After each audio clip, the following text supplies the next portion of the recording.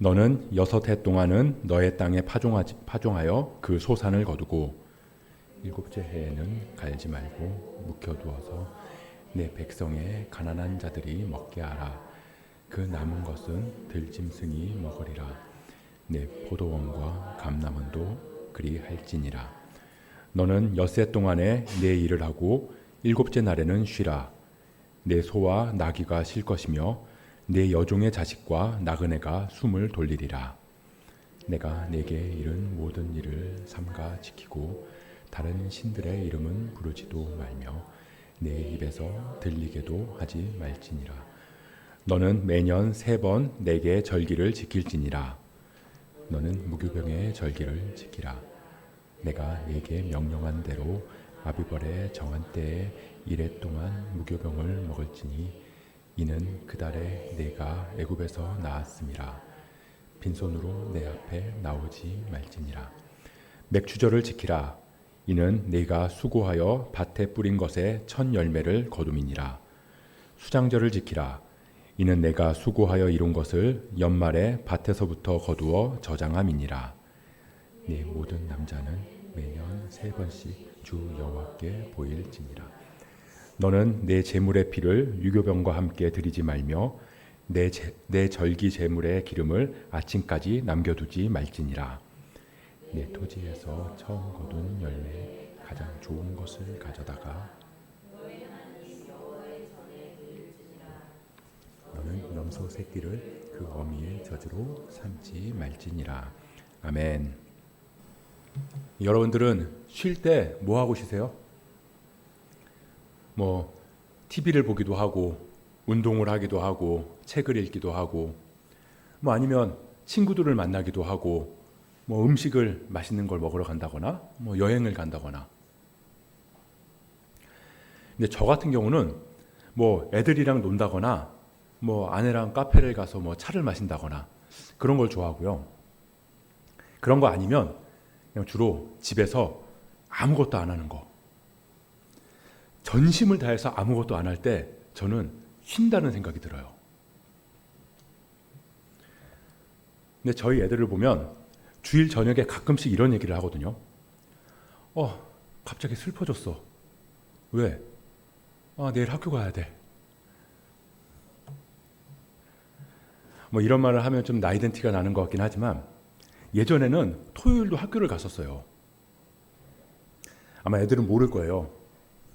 항상 오후까지 수업을 하다가 이 토요일 날은 오전 수업만 하고 학교를 나와서 집으로 향하는 그 즐거움. 이 반나절을 번 것 같은 기분. 이제 2006년부터는 격주로 토요일을 쉬면서 이 놀토라는 말도 생겨났고요. 이번 주는 학교 안 간다. 그럴 때는 또 하루를 벌었다는 느낌도 들어요. 그러다가 2012년부터 전면적으로 이제 토요일 날 학교를 안 가게 됐는데요. 애들이 그 토요일 날 학교 가는 그 기분을 모르는 게 참 안타까울 뿐입니다. 아무튼 이 금요일 오후부터 주말까지 잘 놀다가 이 갑자기 주일날 저녁이 되면 내일부터 학교 가서 해야 할 일들로 부담이 생기는 거죠. 근데 뭐 애들은 너무 싫겠지만 가끔은 차라리 그게 낫다 그런 생각이 들 때도 있거든요. 왜 주부들은 딱히 쉬는 게 없잖아요. 뭐 해도 티가 안 나는 게 집안일이라는 것처럼 뭐 모처럼 쉰다고 해도 오늘 저녁에는 뭐 해 먹나? 내일은 어떡하지? 애들 간식은 뭐 해주지? 이런 걱정이 머릿속에서 떠나지 않아요. 직장인들도 그럴 거예요. 다음 주에 있을 뭐 프리젠테이션 고민을 주말 내내 달고 지내기도 하고요. 쉬면서도 이 성과에 대한 부담을 내려놓지 못하기도 하고요. 사업을 하시는 분들도 어떻게 하면 매출을 더 많이 올릴 수 있을까? 이런 아이템이 좋을까? 저런 아이템이 좋을까? 쉬면서도 그런 생각과 고민들이 머릿속을 떠나지 않아요. 그러다 보니까 쉬는 게 아니죠. 항상 걱정을 짊어지고 쉬다 보니까 잠도 푹 못 자고 주 5일이 됐어요. 뭐 여전히 부족하기는 하지만 그래도 쉬는 날은 예전에 비해서 늘어나고, 뭐 연차, 뭐 그냥 여름 휴가 그런 것들도 전보다는 자유롭게 쓸 수 있고, 뭐 남자들도 육아휴직을 사용할 수 있는 환경으로 개선되어 가고 있습니다. 근무 시간도 예전에 비하면 많이 줄어든 건 사실이에요. 근데 이상하게 피로도는 전보다 더 증가한 것 같다는 생각이 듭니다. 저는 가끔씩 이제 도서관에 가는데요. 하루는 제 옆에 저랑 비슷한 또래의 아저씨가 앉아 있는 거예요. 그래가지고 이제 뭐 하나 이렇게 살짝 봤더니 신문을 딱 펴놓고 핸드폰으로 계속 뭘 하시더라고요. 뭐 영화를 보는 것 같기도 하고, 뭐 게임을 하는 것 같기도 하고. 근데 계속 힘들어, 힘들어 이런 말을 계속 하시더라고요. 이제 계속 듣고 있었는데 한 3분마다 한 번씩 하시는 것 같아요. 그 제가 이제 힘들다는 말도 계속 들으니까 좀 불편하잖아요. 그래서 제가 이렇게 딱 쳐다봤어요. 근데 아마 이제 본인도 그 말을 하는 걸 모르셨나 봐요. 혼잣말로 한다는 게 이제 입 밖으로 나온 거죠. 근데 제가 그분을 볼 때는 힘든 게 아무것도 없어 보이거든요. 그냥 앉아서 핸드폰 보다가 또 신문 보다가 또 엎어져 있다가. 그럼 제가 이렇게 보면서 좀 뭐 하는 사람인가? 나도 저렇게 좀 한가했으면 좋겠다. 막 그런 생각이 들 정도로 굉장히 쉽게 편하게 있어 보이는데 3분마다 힘들대요. 그날 제가 이제 집에 와서 그 얘기를 이제 아내랑 하면서 문득 그 모습이 내 모습은 아닌가? 이런 생각이 들었어요. 생각해보면 저도 무의식 중에 힘들다는 말을 많이 하는 것 같더라고요. 그래서 한편으로는 그 아저씨도 우리가 모르는 뭔가 힘든 일이 있을지도 모르겠다. 야, 얼마나 힘들면 자기도 모르게 그렇게 힘들다는 말을 계속 하게 될까? 그런 생각이 들었습니다. 근데 제가 이제 저녁에 씻으려고 화장실에 들어갔는데 저희 큰애가 엄마한테 그러더래요. 아니, 아빠는 왜 이렇게 한숨을 쉬어? 근데 저는 몰랐어요. 근데 어쩌면 그게 힘들어, 그런 표현을 하고 있는 건 아닌가. 저는 한숨을 쉬었다는 걸 전혀 인지하지 못하거든요. 근데 제가 한숨을 많이 쉰대요. 그러니까 생각해보니까 또 그런 것 같더라고요. 여러분들도 힘드시죠? 우리는 왜 힘들까요? 어쩌면 온전한 쉼, 참된 쉼을 누리지 못하기 때문에 쉬어도 쉬는 것 같지 않고, 그래서 계속 힘든 건 아닐까 싶은 생각이 들어요. 이 오늘 본문을 보면 하나님께서는 이스라엘 백성들한테 쉼을 이야기하세요. 10절부터 12절의 말씀입니다. 같이 한번 읽어보겠습니다. 시작. 너는 6해 동안은 너의 땅에 깔지 말고 묵혀두어서 내 백성의 가난한 자들이 먹게 하라. 그 남은 것은 들짐승이 먹으리라. 내 포도원과 감람원도 그리할지니라. 너는 6해 동안은 내 일을 하고 7째 날에는 쉬라.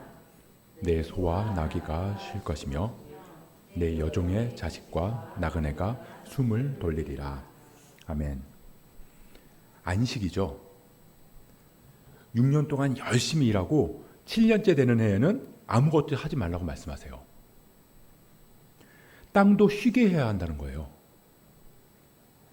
그러니까 이스라엘에서는 이 경작하지 않아도 이 땅에 떨어진 씨앗들이 발아해서 뭐 적지만 그래도 거둘 만한 곡식들이 자연적으로 이렇게 자라는 환경이었던 것 같아요. 그래서 그건 아무리 네 땅이라고 해도 가난한 사람들이 먹을 수 있게 하고 들짐승들이 먹을 수 있게 놔둬야 한다는 겁니다. 또 7년째 되는 해뿐만 아니라 일주일 동안도 6일 동안은 일을 하고 7일째 되는 날에는 일하지 말고 쉬어라. 그래야 일주일의 하루는 너뿐만 아니라 가축들이랑 종들도 쉴 수 있다는 거예요. 근데 보면 아시겠지만 이 안식의 초점이 단순히 쉼에만 있지 않다는 거죠. 자, 이제 주 6일이다. 이제 일주일에 하루는 쉬는 거다. 그게 아니라 이 안식의 이유가 가난한 자들을 먹이고 들짐승들을 먹이기 위함이고 가축들이랑 종들을 쉬게 하기 위함이라는 겁니다. 그러니까 나를 위한 쉼이 아니라 이웃을 위한 쉼이라는 거예요. 이웃이나 동물들까지도 먹이시는 하나님을 보이시기 위한 제도라는 거죠. 지금 이 말씀을 듣고 있는 백성들은 애굽에서 종살이 하던 사람들이에요. 지금까지 하루도 쉬지 않고 일하던 사람들이라는 겁니다.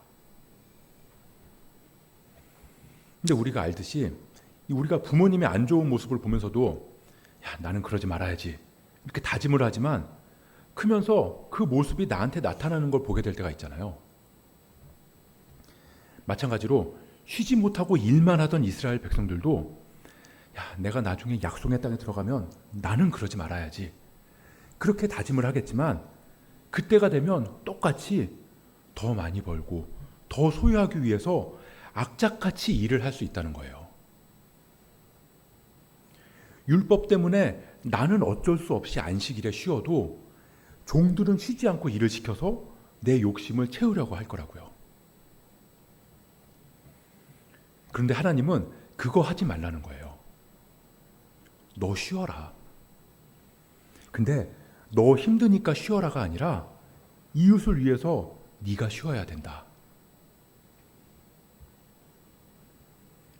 이 안식일이 어디서부터 시작됐는지 아시잖아요. 하나님이 천지를 창조하셨어요. 첫째 날에는 빛이 있으라 빛을 창조하시고 둘째 날에는 궁창을 만드셔서 궁창 위의 물, 궁창 아래의 물로 가르셨어요. 그래서 하늘과 바다를 만드셨습니다. 그리고 셋째 날에는 물을 한 군데로 모아서 땅을 만드셨고요. 그리고 넷째 날부터는 첫째 날부터 셋째 날까지 만드신 그 창조하신 곳을 다 채우셨어요. 넷째 날에는 첫째 날 만드신 낮과 밤을 주관하는 해와 달과 별.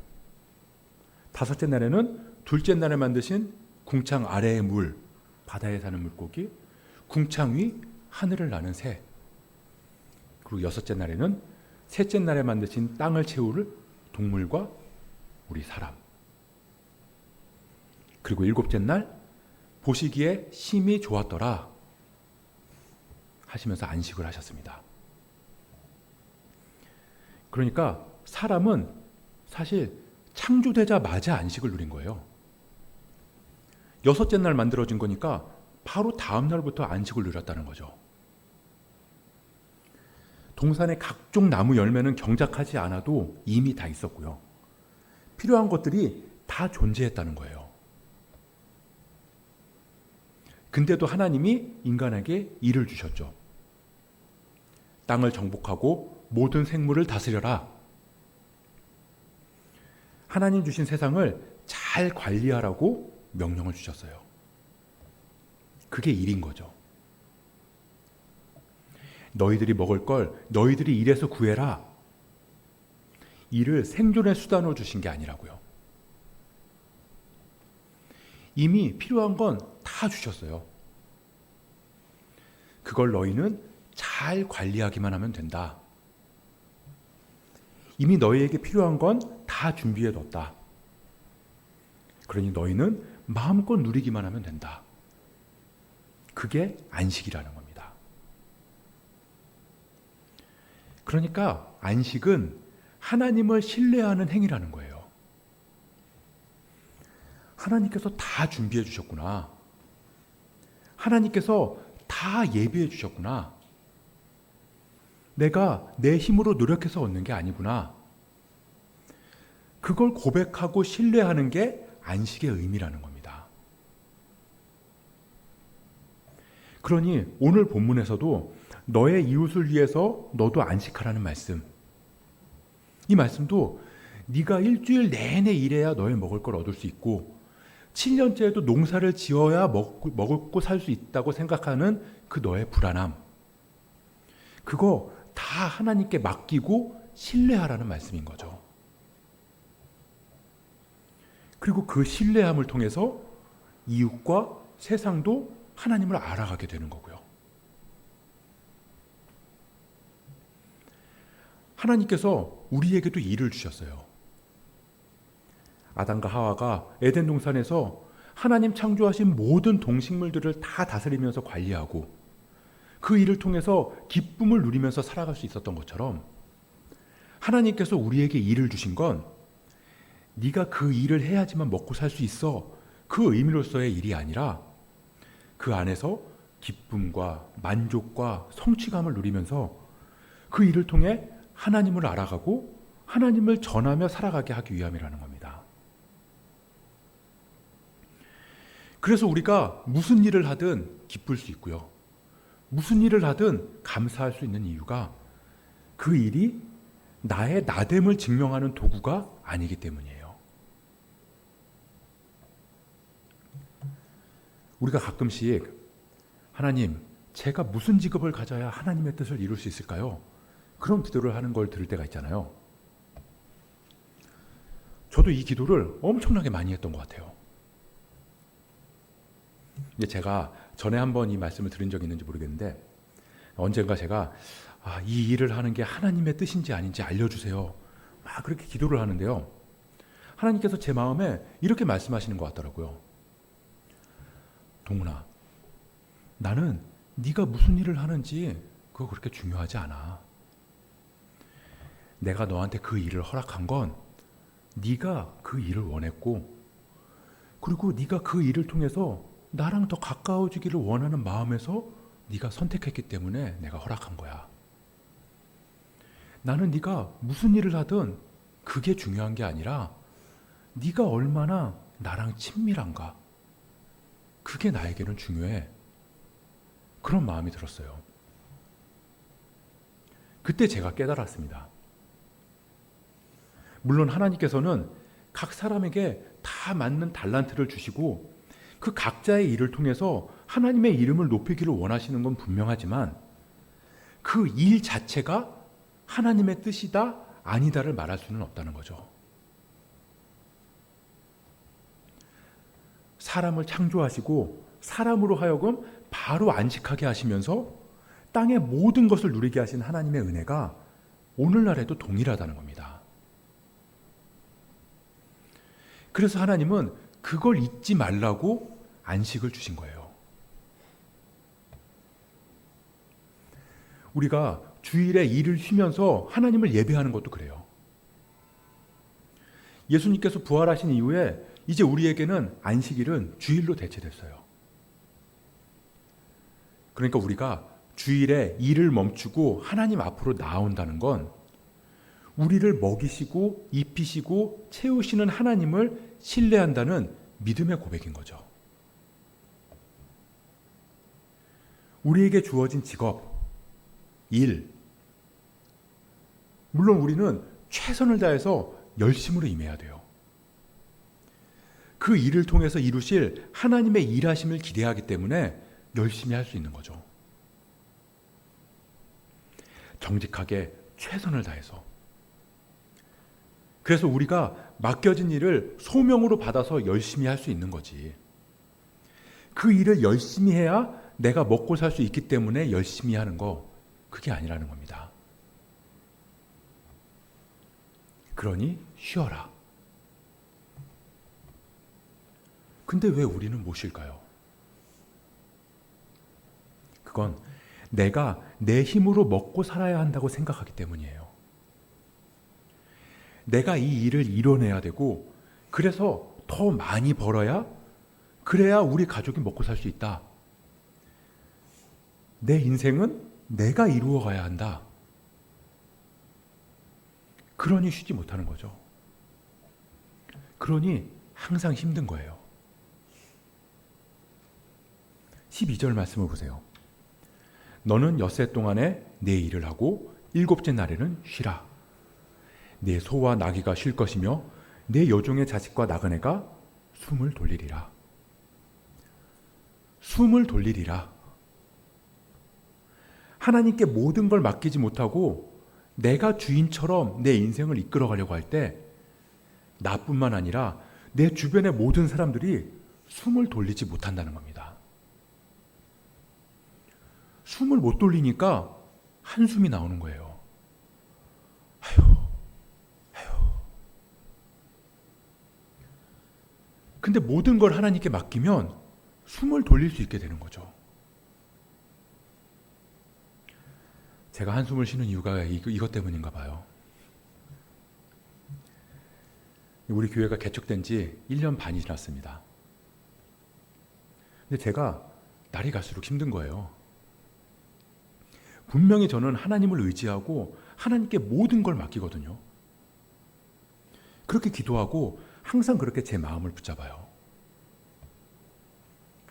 근데 99%는 하나님을 의지하는데 마음속 깊은 곳에 1%.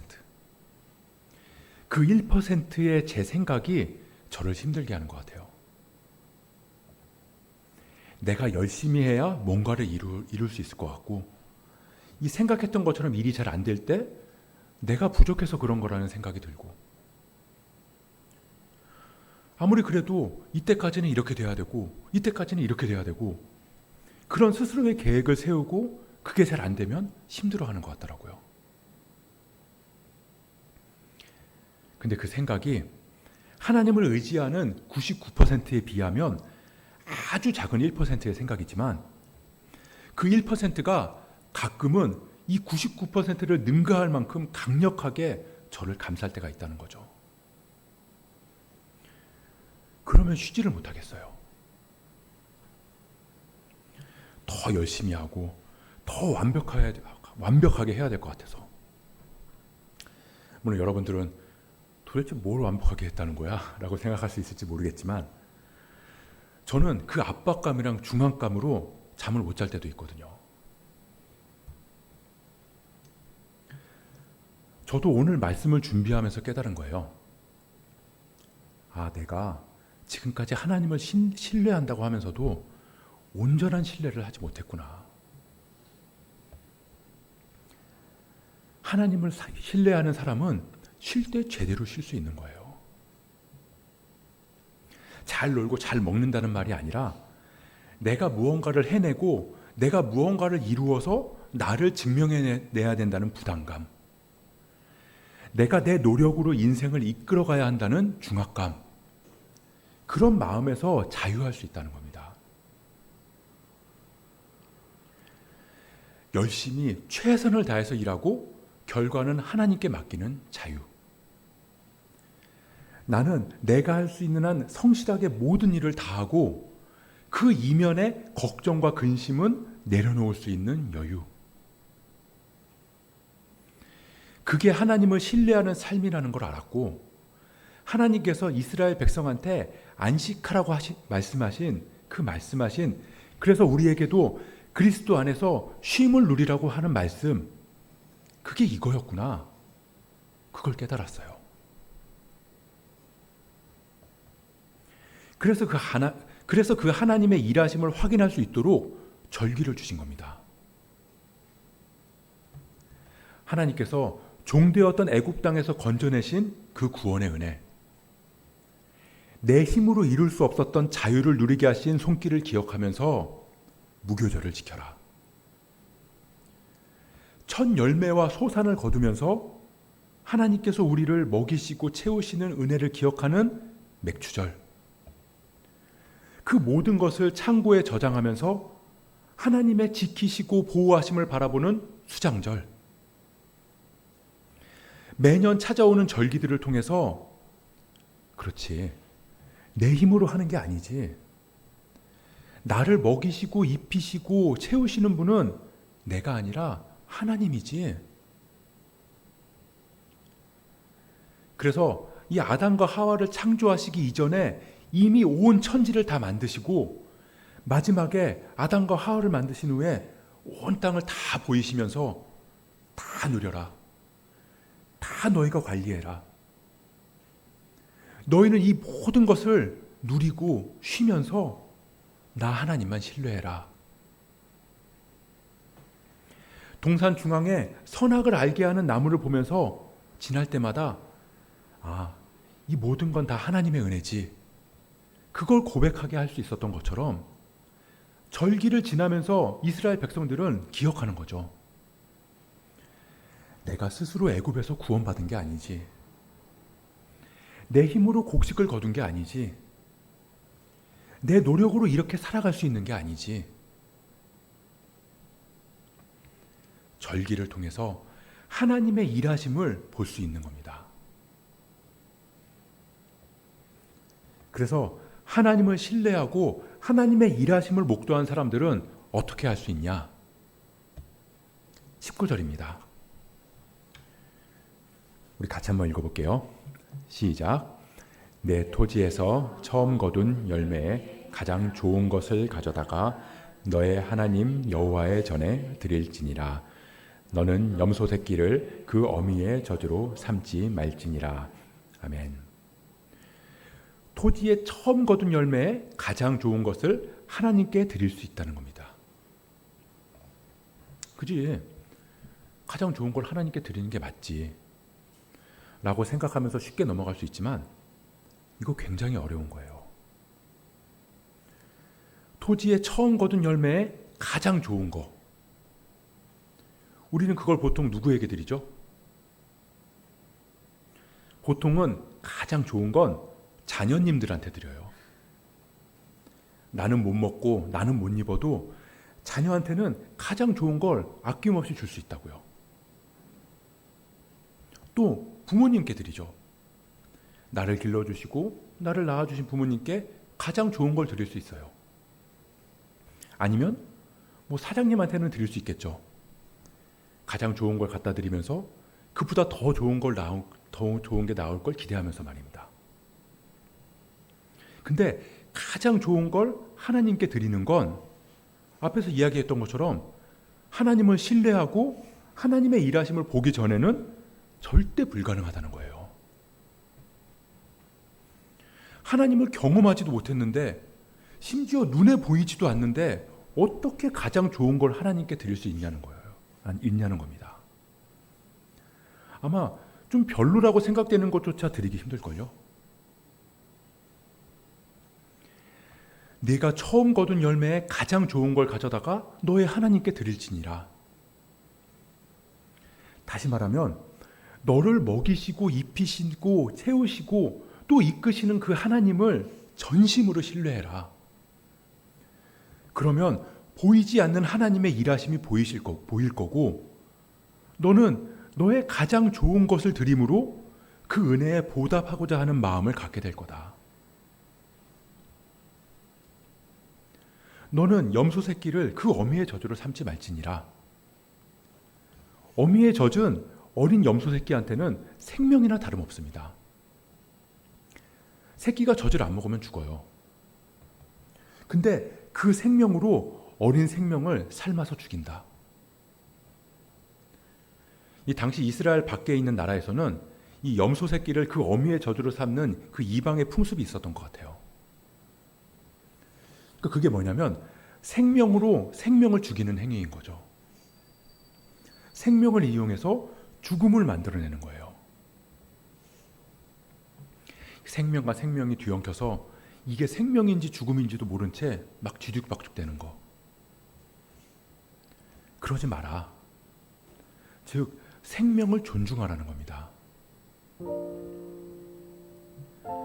우리에게 생명을 주시고 우리를 생명의 길로 인도하시는 하나님 앞에서 그래서 주어진 안식과 절기의 기쁨을 율법으로 변질시키지 말라는 거예요. 가장 좋은 걸 드리는 게 너무나 고통스럽고 그로 인해서 내가 죽을 것 같은 마음, 가장 좋은 구원과 영생을 주신 그리스도의 사랑 안에서 참 기쁨과 안식을 경험한 그리스도인들이 마음의 기쁨이 아니라 억지로 부담스럽게 신앙생활하는 거예요. 그게 결국은 염소 새끼를 그 어미 젖으로 삼는 거랑 다를 바 없다는 겁니다.